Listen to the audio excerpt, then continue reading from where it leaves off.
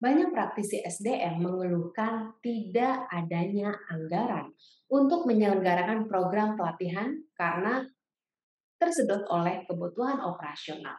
Akhirnya merasa kompetensi karyawan tidak berkembang karena tidak adanya program pelatihan di perusahaan.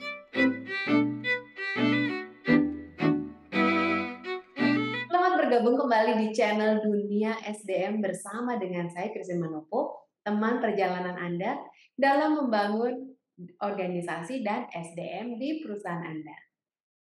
Di channel ini Anda akan mendapatkan sharing pengalaman seputar organisasi dan SDM yang bisa dipraktekkan di perusahaan Anda tentunya. Kalau Anda mengalami kondisi yang tadi saya sebutkan, Anda tidak sendirian. Banyak pimpinan di perusahaan termasuk juga praktisi SDM berpikir bahwa pengembangan karyawan sama dengan memberikan pelatihan. Padahal kalau kita berbicara pengembangan kompetensi karyawan, memiliki area yang sangat luas dan bisa kita lakukan secara kreatif, terukur, dan spesifik tentunya. Mari kita fokus kepada esensi pengelolaan SDM di perusahaan, yaitu salah satu tanggung jawab kita untuk mendukung pertumbuhan perusahaan, yaitu adalah pengembangan kompetensi karyawan.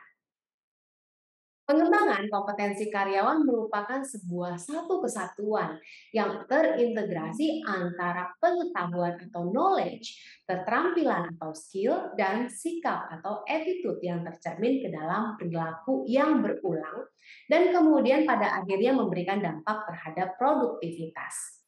Sehingga pengembangan tidak melulu berbicara pelatihan.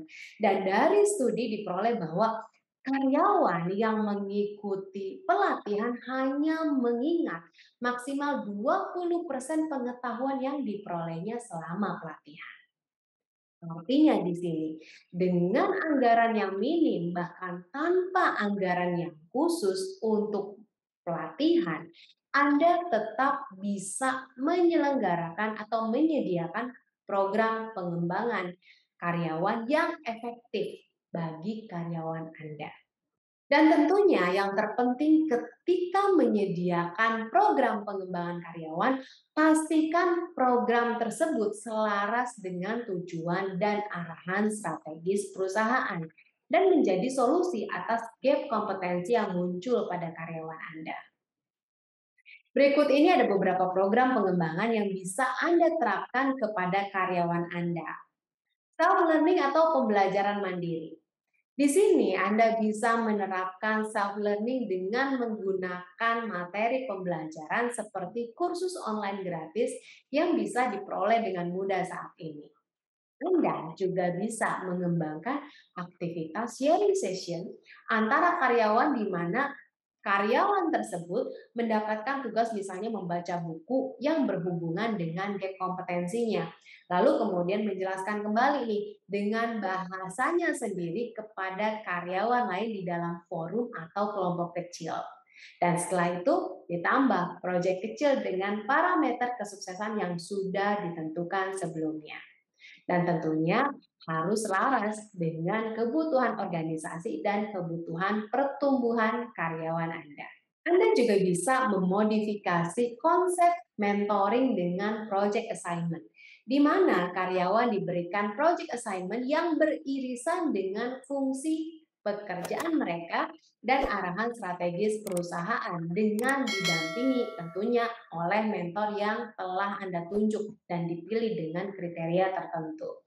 Dan tentunya juga mentor ini nggak harus yang namanya atasan langsung, bisa juga rekan kerja mereka dengan kemampuan mentoring yang baik atau dipersiapkan skill mentor sebelumnya, sebelum melakukan aktivitas mentoring dan telah menguasai kompetensi yang dipersyaratkan kepada karyawan yang mendapat program pengembangan tersebut. Aktivitas lain yang juga bisa Anda lakukan adalah Gamification based coaching, di mana Anda bisa membuat grup coaching dengan menunjuk seorang coach yang bertindak sebagai atasan atau pimpinan perusahaan dengan menggunakan tools gamification yang diperoleh gratis di beberapa platform online yang tersedia. Semoga sharing kali ini bermanfaat ya. Dan bila ada komentar atau pertanyaan, silakan Anda tuliskan di kolom komentar atau email ke alamat yang tertera di deskripsi pada video ini. Salam HR Pro.